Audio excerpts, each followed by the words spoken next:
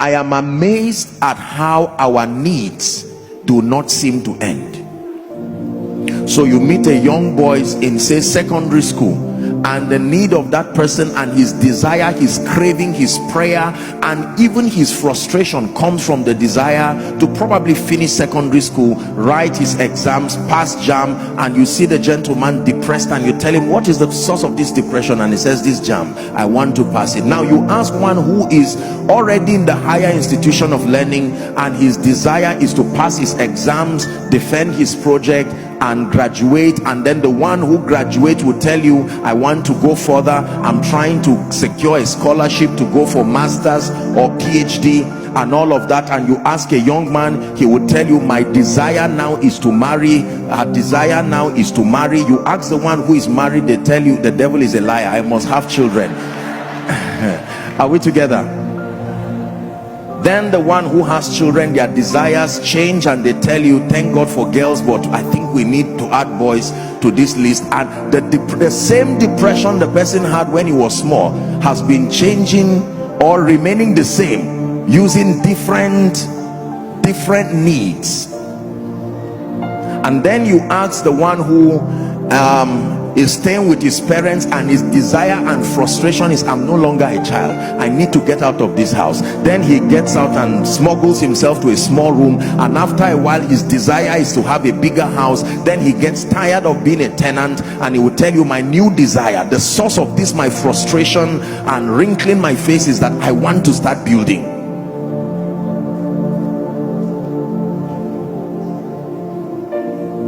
You ask the one who now has children, and their desire is to have these children grow and become responsible. 10-11 years later, same frustration, but now the basis for that frustration is, I didn't realize having so many children would require so much money for fees. That becomes another journey. Later you ask them, and they say, I can't imagine that I suffered and went through this only to give birth to a foolish child. This child is 18 years old, and I almost regret giving birth to this child. And remember, the same person, look at all the various transitions, same frustration. Then you ask the one who gets a job and is happy, gives testimony 6 months later, he said, I don't understand this. What kind of failure is this? I didn't offend anybody. This is an office, I rejoice, it came by prophecy, I need promotion. Same frustration. Pay attention.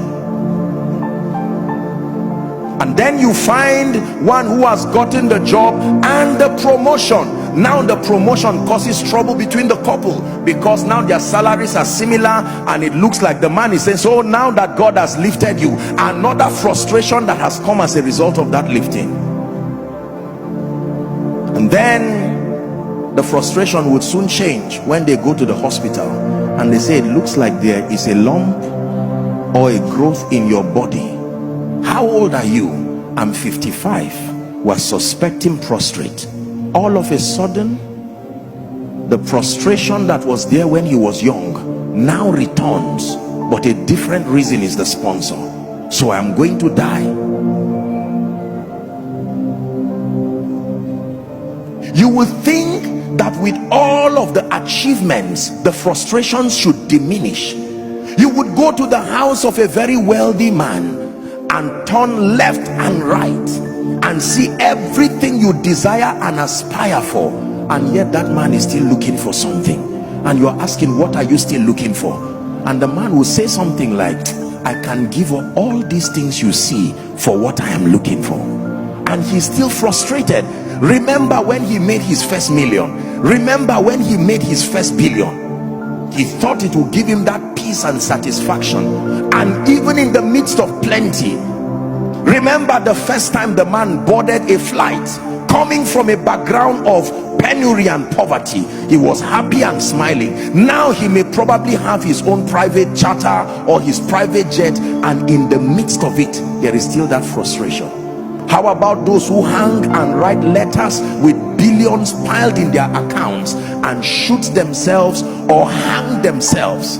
As painful as death is, that a state can come in a man's life where it seems better to die than to live. Are we still together?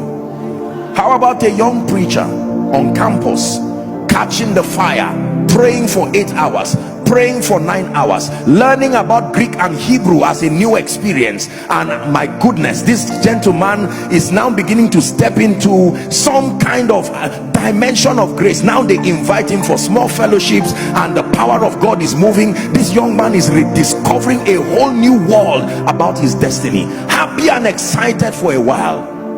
Then campus days are over. Then he desires to start ministry. Another frustration comes. Where do I get venue? Where do I get money? And then he starts ministry. 30 years later, he's angry, frustrated, looks back, and he does not even know whether he was called or not. What are we really looking for? Please, I want you to listen to this message. The Lord put it in my heart to share. For the terrorists, or one who would stand and kill people and rob a bank and rob people, what are they really looking for? For the preacher who has a large congregation and yet continues to pray and say, God, give me increase, what are we really looking for? For the one who has successful children, all graduates, all successful, all working, and they still have prayer requests, what are they looking for?